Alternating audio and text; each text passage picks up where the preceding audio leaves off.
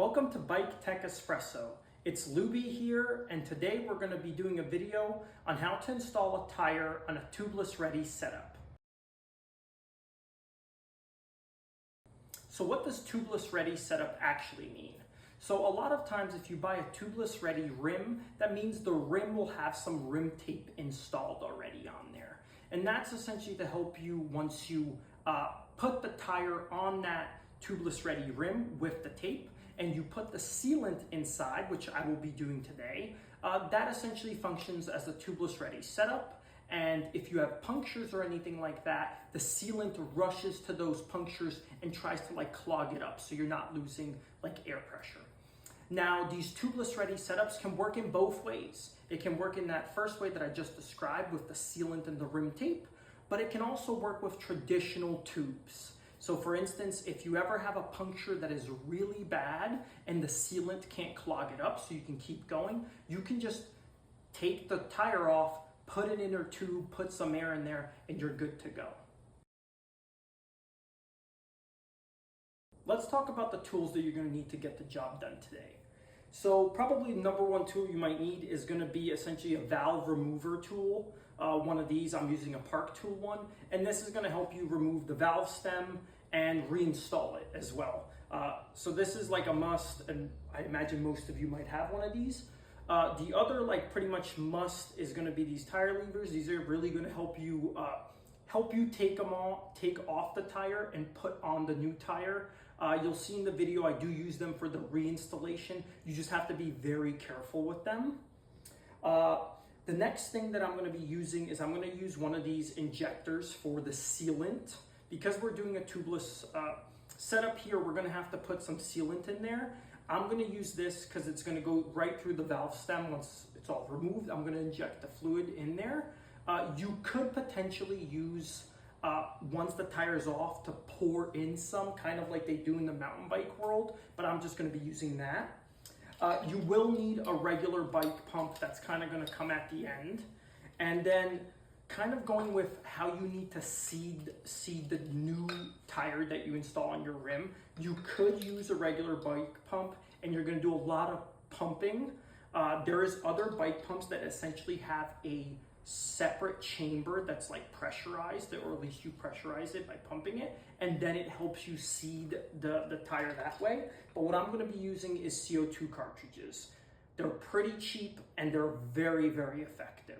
And I'm sure most of you might already have these in your emergency pack for your day trips and stuff like that. And this will essentially help us seed the tire once we get the new one on there.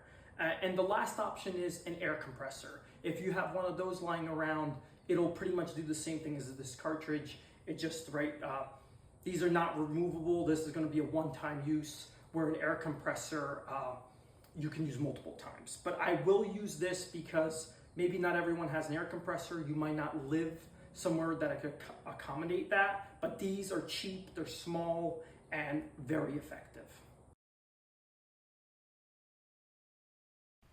So let's talk about what you're going to need for this tire change. The first thing you're going to need is the tire. So this tire just needs to fit your rim and for it to match your bike and all that. You can either go with a tubeless setup or a tube.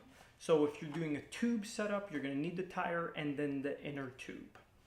If you're going the tubeless setup, however, you're going to need the rim tape that is going to be a little bit wider than the inner width of your rim.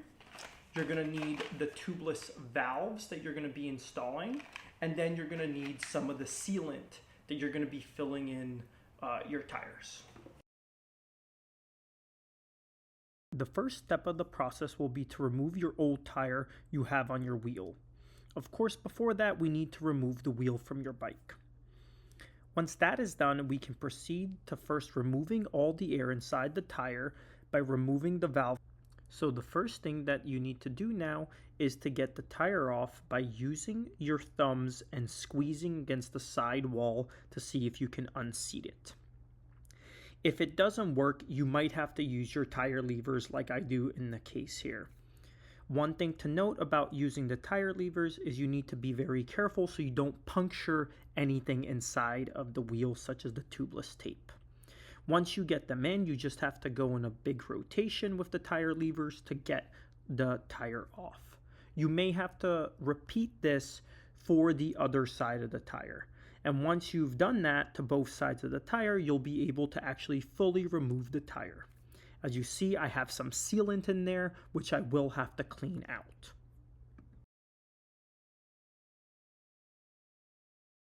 So to install the valve, you can either reuse the old valve that you had or a brand new one. In the case here, you can first see that I clean the rim, clean the wheel, and then I proceed with the installation by installing the valve stem itself. Then I use the black rubber seal first from the outside, and then I follow that up with the metal nut. Now you want to just hand tighten all of this, and what I do here is I press with my thumb from the outside, and then I just hand tighten the metal nut. You don't want it too tight, so just hand tighten is the main thing that you want to do here.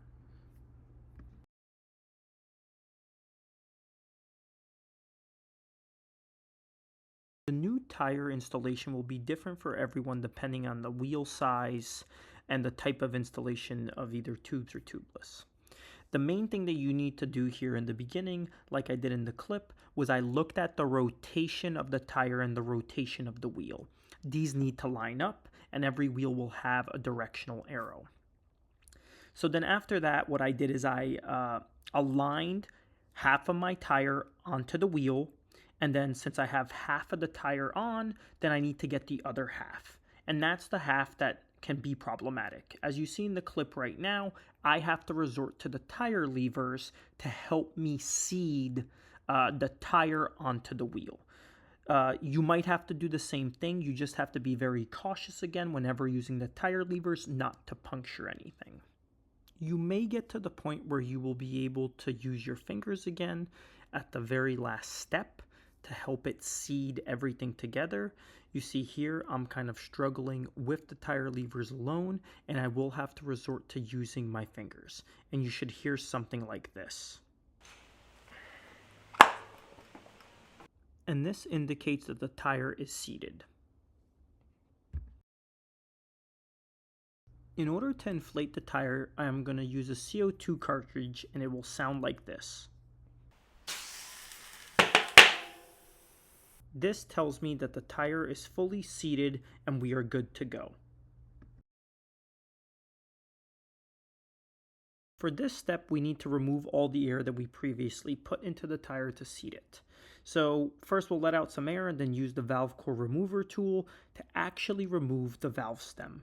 We will need to remove the valve stem for this step because I am going to use an injector. Now there are other ways to do this. You don't have to use an injector, but for this, that is what I am going to use. And the injector is going to put the sealant inside of the tire.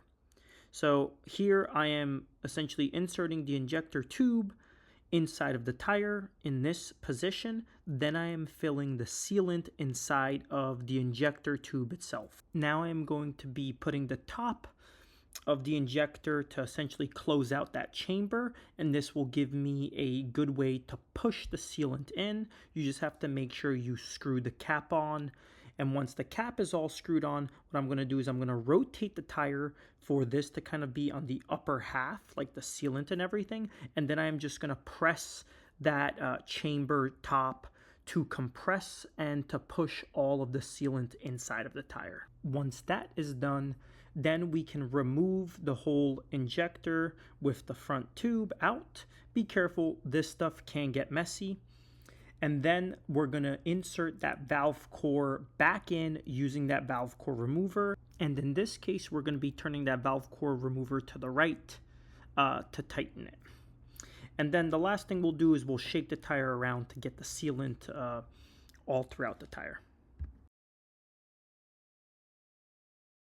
And now we're off to the final step, where we're just going to use our regular bike pump to actually inflate it. Since it's all seated, we don't need the CO2 cartridge. I like to maybe bring it up to 20 psi, and then I actually remove it and I shake it around a little bit to get that sealant going. Of course, after your first ride, the sealant will be all distributed, but I just like to do it throughout the process. Then I put the bike pump on again, and then I bring it up to the proper PSI that I typically ride at. That's anywhere between 60 to 70 PSI. And once I've done it that final time, again, what I do is I take it off and I shake it around to kind of get that sealant moving all around, and make sure to also tighten your valve for it to actually be closed.